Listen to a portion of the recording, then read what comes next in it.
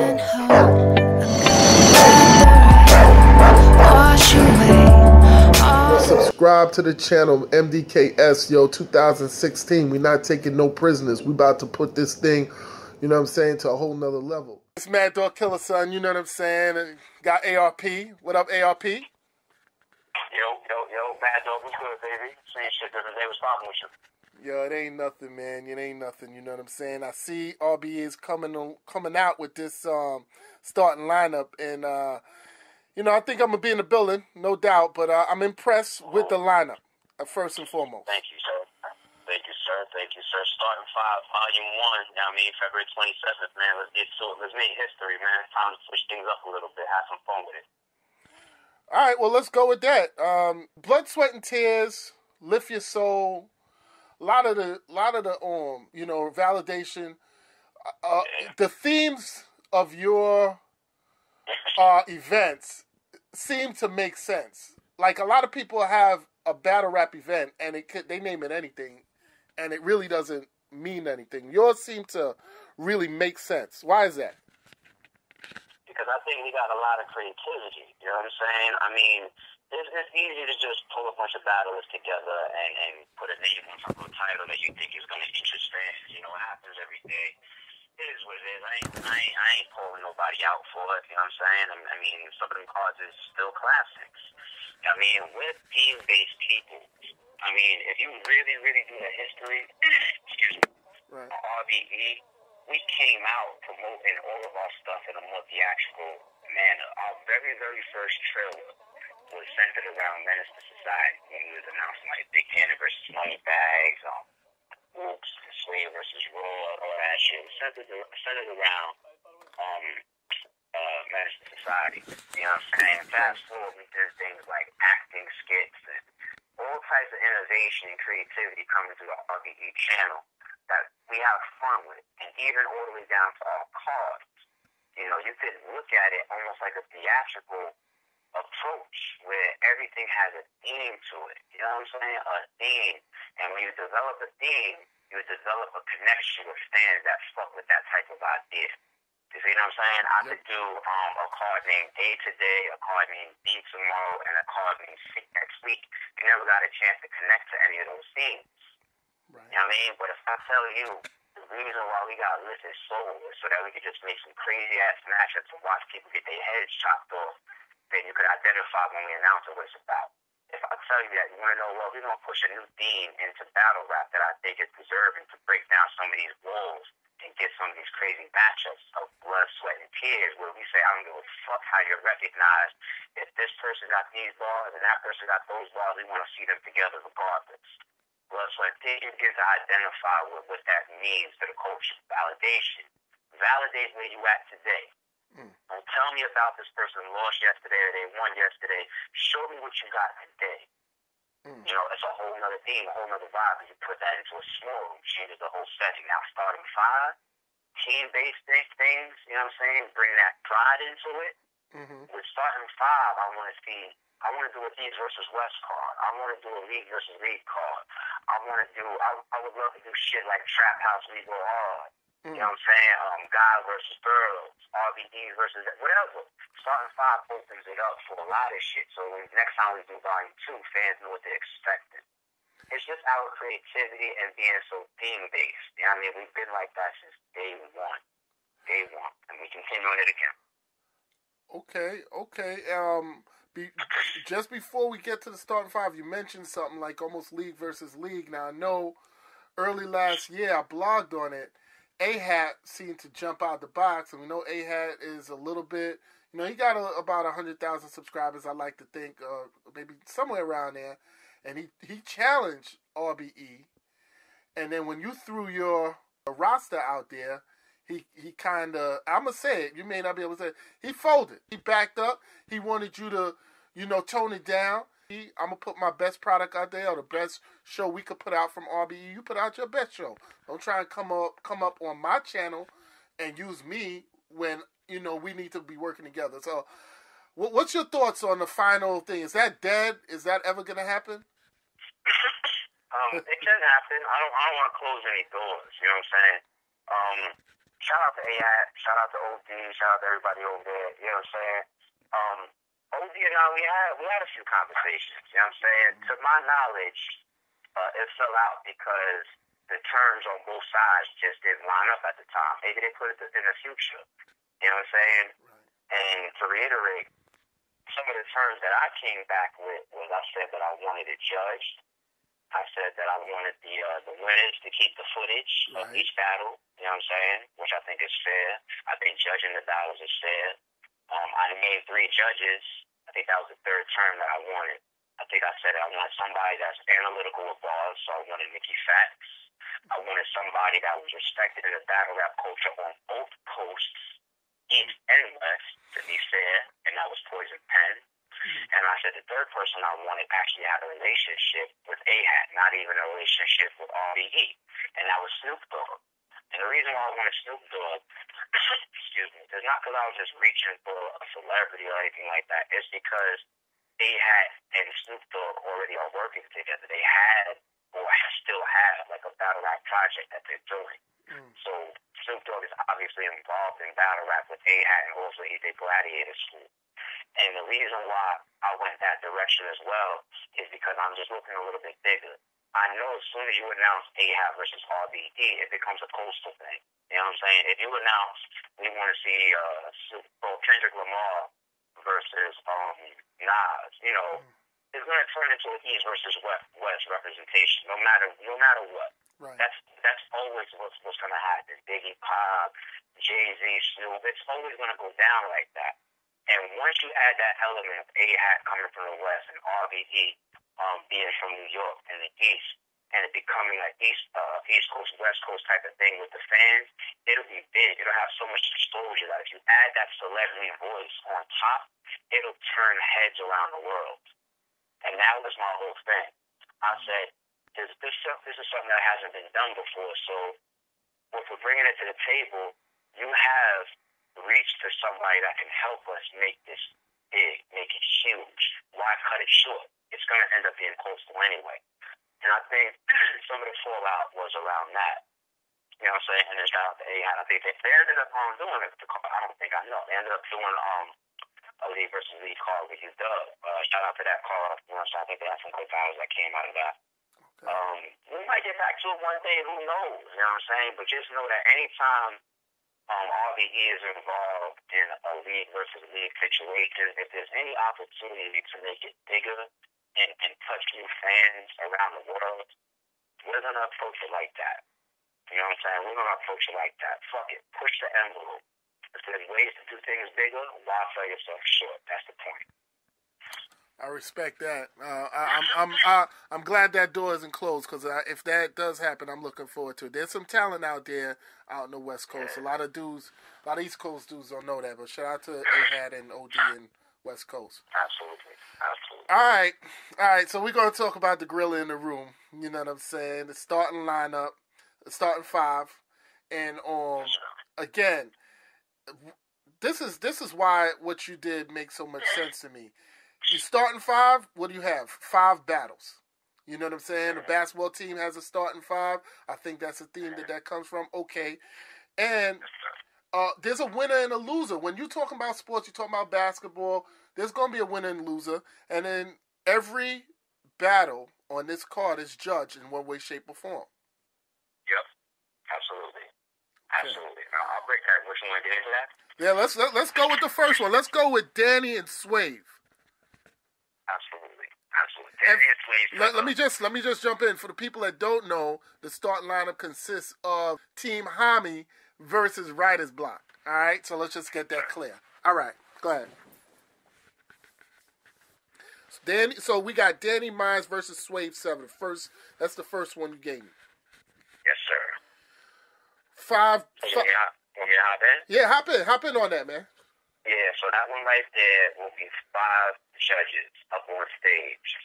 5 judges. The judges have not been chosen yet. Okay. It's very well that we may just take the stage pass holders. The one thing about RBE is we like to involve the people that come out. Like, you see us do things like live performances. We actually did the first live event bar exam You know what I'm saying? You know the Barbs and Dane show on 50 Minutes of Fame? Yeah. We did that at one of our events, brought the fans up out of the crowd. The winner, I think, got a shirt from Math, some drinks from the bar. You know, a little random shit we do like that. We do ticket giveaways. We did a giveaway one time to Rain's event that was coming up. You know what I'm saying? We do a lot of things that's interactive with the fan. I don't have to have, unless there's things on the line, like if we're doing a league versus league event where the winner keeps the footage, then we got to really get down to the nitty gritty with the judging. You know what I'm saying? But this is Team Hami versus Writer's Block, which makes RBE a neutral entity. And because of that, I don't need to push the envelope with the judges. I can be interactive like we always are and allow the people that cop those tickets to get involved. We always do shit like that. We always fuck with our supporters like that. You know what I'm saying? So it very well might be 5 people that cop the stage pass ticket that's up there that ends up judging Slade versus Danny Myers. You know, I can't be too random because for all I know, it could be somebody that's with Danny or with Team Hami or, you know what I'm saying? I needed to be somebody that's on neutral terms, and that just might be somebody that's coming to watch the show. You know what I'm saying? Look, that's what we did in ORED versus Hoops. You see what I'm saying? The 3 judges were the 3 people that purchased the co-host ticket. That's it. Those are 3 people that was buying that ticket to come watch the show and be in the co-host spot, to promote what they got going on, be in the front of every single battle, yada yada. We turned around and said, yo, y'all are the judges. You know what I'm saying? Go check the footage. It might be the same way. But either way, there's going to be 5 judges for Swave versus Danny Myers. So Danny wanted Swave or Swave wanted Danny? Or how'd that go? That matchup, it wasn't that prior to this card being created, Swave was walking around saying, like, damn, I want Danny Myers. Or Danny Myers was walking around saying, damn, I want Swave. Let me tell you the history for Team Hami versus Writer's Block. Team Hami versus Writer's Block is something that was interesting to RBE for over a year. You know what I'm saying? All the way back to, like, there was a card by Queen of the Ring called Murder, She Wrote. Anybody that really knows they battle rap, go see when that event was. It was a minute ago. I even was at that event, and I was talking to Sarah Connor about Team Hami versus Writer's Block, and I was saying, like, yo, you should be on the card. It should be you versus 40 bars. You know, 2 women from both sides. I mean, shit like that. Only like Mac Myra has been talking to me about coming to RBE for like a year. I've been telling him for like a year, yo, we keep thinking about doing this Team Hami and Writer's Block card. When that time comes, you got to stop. Same thing with XL. XL has been trying to, you know, link up with RBE for a long time too. I've been telling him the same thing. Like, if we got this Hami and Writer's Block thing coming, yo, I got you. I want to see somebody like you and Ken, and I think that makes sense. Y'all are 2 ball-heavy dudes. So a lot of people we've been, you know, prepping for this, you know what I'm saying? But we didn't necessarily have all the matchups lined up. Now, after the Guerrilla Warfare event, the Crown 2 went down, there's a lot of Writer's Block people that won awards. JC might have won an award. You know, Hoops won Up and Come of the Year. Hoops and Daylight won Best Battle of the Year. You know what I'm saying? And I think Sway Silver jumped on social media and he made a comment. He said, yo, it's typical that a lot of Writer's Block members won these awards, and there's a Writer's Block member that's the owner of Writer's Block, which is Big Cannon. I mean, not Writer's Block, Guerrilla Warfare, which is, he's the owner of the event. You know what I mean? So when he said that, it kicked up a little bit of dust. You know, Big Cannon and him went back and forth a little bit. JC jumped in. Swayze and him went back and forth a little bit. And that kind of, like, showed me, like, yo, this might be the time. Like, yeah, we've been talking about it, but talk is cheap. Everybody's talking about ideas behind the scenes. Everybody's talking about, I want to do this, I want to do that. Talk is talking until somebody comes to the table and fucking does it. And even though we've been talking about it for over a year, that applies to us too. Talk is fucking cheap. And when I seen that going back and forth with them after the Crown event, called up Sway. Yo, yada, yada, yada. He was like, man, fuck, I don't believe they talking to they bugging. Team Hami is the first group ever in battle rap. Nobody was around until Team Hami. Now everybody wants a group. Like, yo, what you want to do? Yo, and with conviction in his voice, he was like, yo, set it the fuck up, man. Set that shit up. I said, say no more. I hung up the phone. Me and Chopper's on the phone now. We start developing the matchups. You know what I'm saying? And at first, it wasn't starting five. At first, it was almost the entire Team Hami and the entire writer's block. Like Oh, 7 or no, 8 that's battles. crazy. Yeah, that'd be crazy. Yeah. We were going to just do the whole all-out shit. So then as we get into the card creation process that, leagues got to go through and all this shit, certain people was booked. Certain people couldn't do it. Certain people, turned down their matchups. And then, as me and Shop was working it out, it really started to formulate around 5 battles with like 1 or 2 hanging in the balance. You know what I'm saying? Just labeling. Okay. And then starting 5 the theme at that point became Shop's idea. I give him credit for that, my brother, co-owner RBE. It was his idea. At that moment, he said, "You want to know what? We ain't going to jump through these hurdles trying to make a 7-battle card. The 5 battles that's, already agreed upon and they're locked in, that's what we're going to go with. Fuck it. Let's just go with the 5. Like, no, you don't have to have this person or that person on this card. We can get them on volume 2. You know what I'm saying? But 1 person, 1 battle, or 2 people, or 2 battles don't make the show, and they don't stop the card. Let's go with this 5, and instead of making it fully focused on Writer's Block versus Team Hami, we're going to make that shit into a series so we can bring it back and do it again with anybody that we want and make that shit like a basketball team." Okay. You led me into another question, which you kind of covered a lot on that, but I didn't see Ill Will, and I'm looking at this and I'm thinking, Team Hami is coming into this confrontation with Moneybags, us seeing the best Moneybags off of Validation, and his performance was dope. It just was, he spazzed all 3. I enjoyed that. I watched it at least 2 or 3 times. Swave's stock is up. He's had some good performances of late, since he had lost to Averb. And I will say, his battle with Rosenberg was entertaining, and he's doing good. So his stock and bags alike.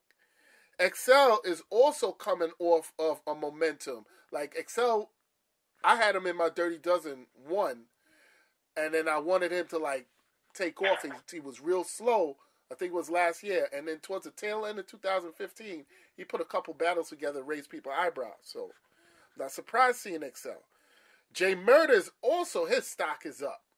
So, I'm like, yo, Team Hami's is a lot better. Meanwhile, Writer's Block has had, Magic has had some stumbles. JC had a stumble here. Oops said he was retiring. Writer's Block generally gives you great battles when they battle each other, but their stock is not as high. So maybe initially people might have said, "Oh, Writer's Block versus Team Hami, that's not even." I think when you look at it deeper, you have the recipe for a fantastic event with some really, really, I want to say, even battles. I would have liked to seen Ill Will. Is there a reason why Ill Will isn't in this, or? Yeah. Let me speak on your comment before I answer your Ill Will. I'm gonna definitely answer your Ill Will question. And that's the thing. Now, looking at the card, we still constructed it with amazing matchups that make sense. Like Danny versus Swade. Like, everybody knows Swade don't allow bullshit. He's got aggression to him. He talks to niggas and he takes angles that gets around bars. Right. You know what I'm saying? Right. Where Danny's just going to really, really have ball. He's consistent. Right. So there's a question mark over that. There's a question mark. The 2 OGs of the card, actually. You know what I'm saying? Yep. The 2 older heads of the card. You know what I mean? Mm-hmm. We look at something like Big Ken and XL, we don't got to talk about that.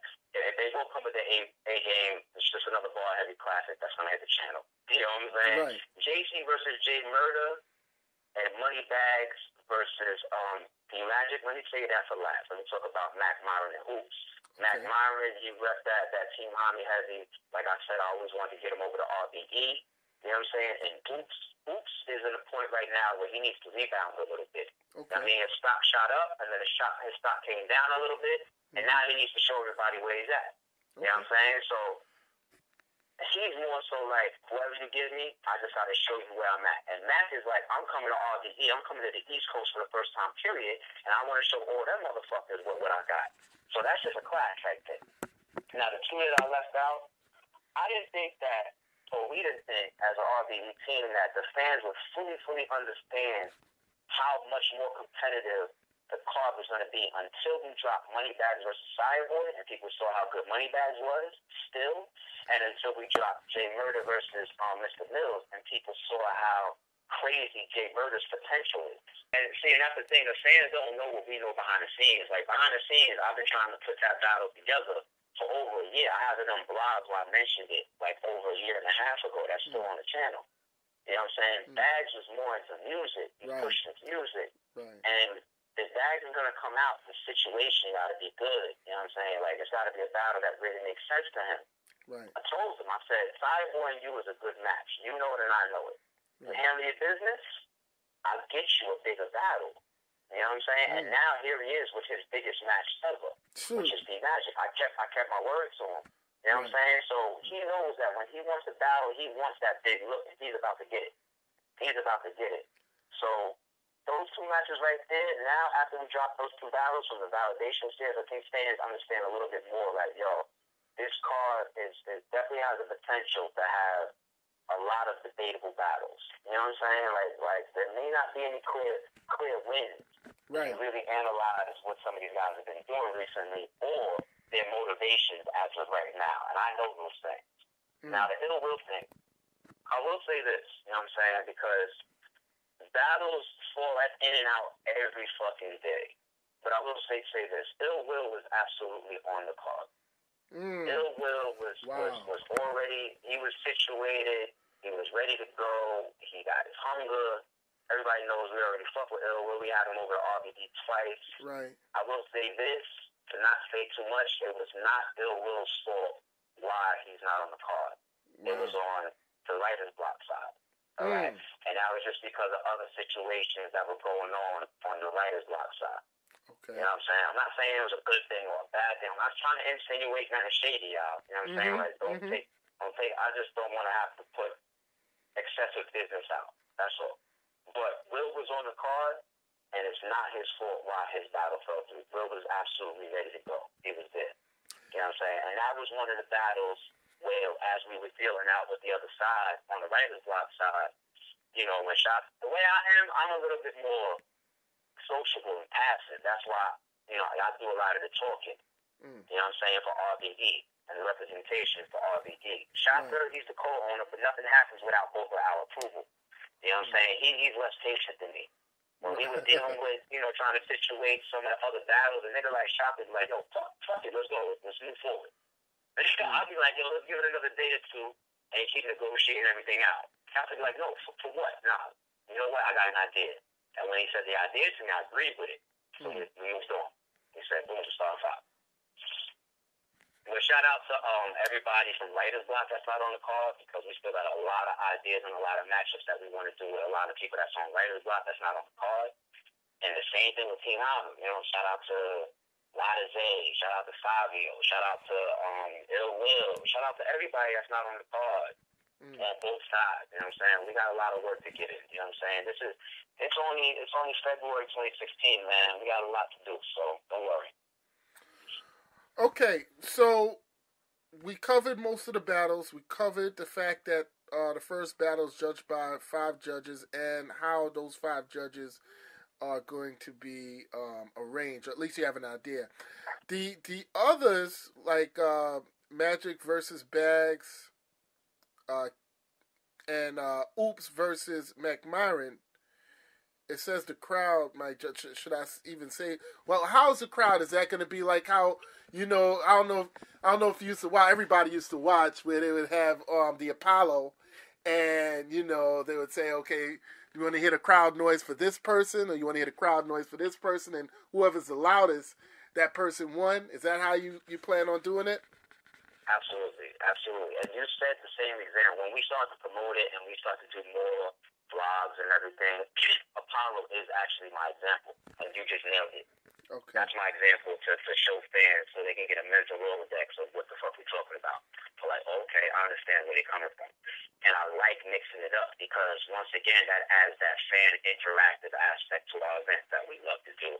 So we got 3 battles that are judged in a traditional manner, where you got either 5 judges or 3 judges up on stage, and you're going to go to each one of them and let them choose their winner, and it's an odd number. Somebody going to win, somebody going to lose.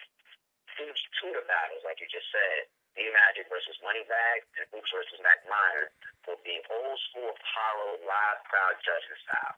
And that's the fun factor. So just envision the way we're going to do it basically is empty the stage.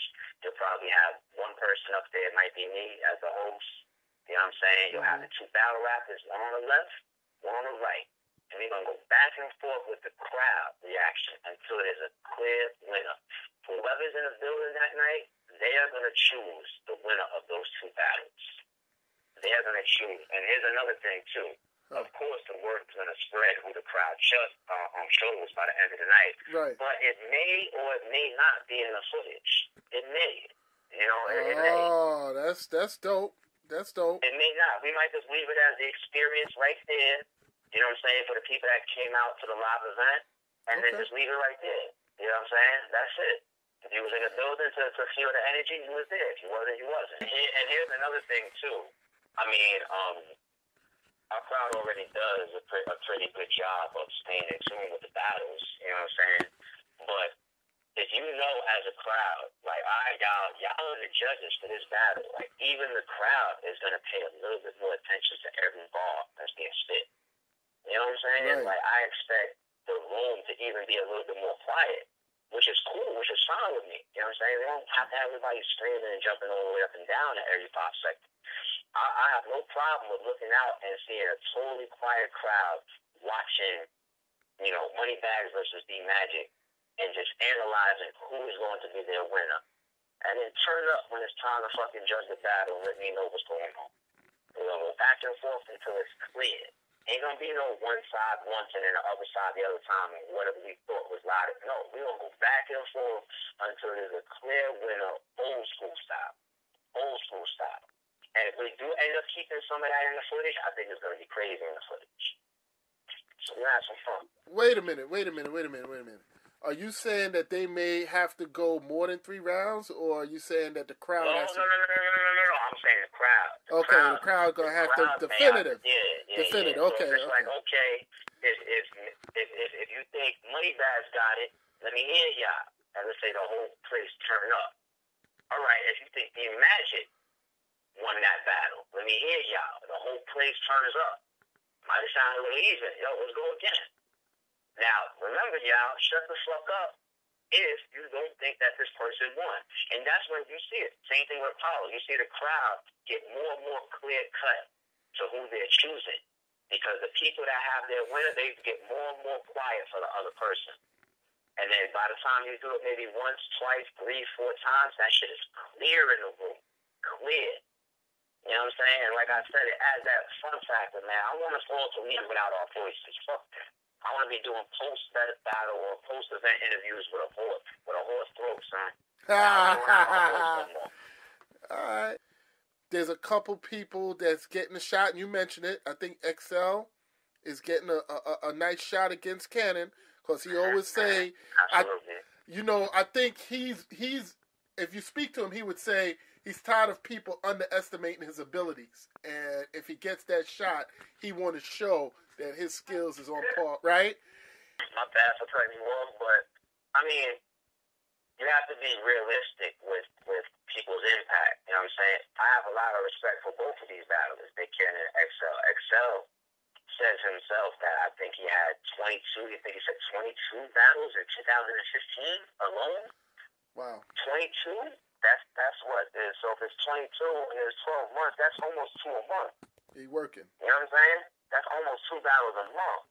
But if you look at XL's career, you know, you have to factor in everything when you're trying to scale how big or how important a battle is. You have to look at how big the card is. You have to look at how big the opponent is. You have to look at how dangerous the opponent is. And sometimes you even have to look at what platform is happening. You know what I'm saying? So all of those type of factors come into play. And when you look at it, you be like, yo, this might be his top 3 biggest battle. Right? Okay, so USF, it was on TV, so that's big. Then you got his battle versus Danny Myers, which was on a huge platform, King of the Dot. That's big.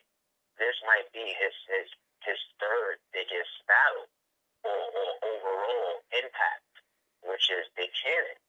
So it's an opportunity for him definitely to take advantage and gain some new fans or do his thing. But on Big Cannon's side, you know, everybody knows Big Cannon to me is dangerous for anybody. Right. Anybody.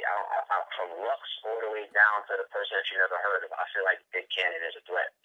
So it's going to be up to those two how that battle turns out. I want to say I'm going to let out with, you know, salute to RBE. Salute to ARP and Lawrence and Shotters and, you know what I'm saying, your entire staff is A1, first class. So, thank you, man. Yo, big shout out to MadDog, you know what I'm saying? If you ain't already, you better subscribe. You know what I'm saying? Another new blogger on the scene causing havoc in a good way. You know what I mean? Fucking the homies out here doing this thing. Appreciate your support, man. Big shout out to the team, like you said. Shout to Lawrence, Dr. Guy, J Science. We here. February 7th, 1 p.m. Club Hello in Queens is going down. Starting 5. Team Homie versus Writer's Block. Let's make history, man. This has never been done before. Let's have some fun. All judge battles.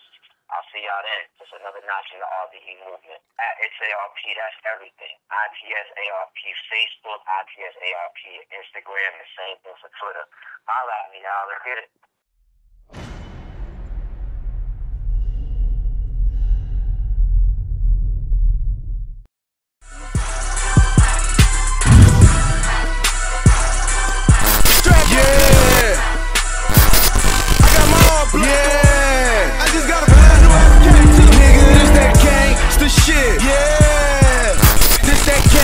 Shit, yeah. What you know about it?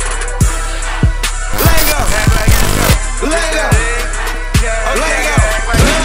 This that gang, the shit. Yeah, we do this for the G's. All my niggas in the grind selling keys. Yeah, this that gang, the shit. Screaming motherfucker combos. All my niggas keep them fully loaded choppers. Yeah, this that gang, the shit. Hit the club with all black, 30 deep. Yeah, and everybody strap. Nigga, this that gang. The shit. We ain't talking to the pigs, but we just get it how we live. Yeah, you already know. That's that gangsta shit. Sipping on some rock, glossy puffin' stinking shit. Made a flip with mine, I was to the bank with it. Fresh out the pot to tell me what you think it is.